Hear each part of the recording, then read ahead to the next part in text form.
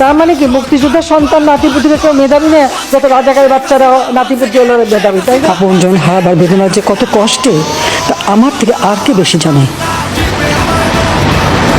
সমস্ত দাবি শুধু বানা না, তার থেকে বেশি আমরা দিয়েছি।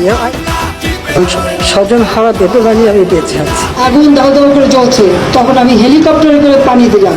আছি যখন থেকে আসছি তখন থেকেই গালি খাচ্ছি, তো খাচ্ছি। আমি তো তাদের রাজাকার বলিনি। আমি চাইনি মায়ের কোন খালি হোক, আমি তো আমার ছেলে মেয়ের জন্য কিছু করিনি। আমি কখনোই আমার দরজা বন্ধ করিনি, গণভবনের দরজা খোলা হবে। আর আমাদেরকে পদত্যাগ করতে হবে।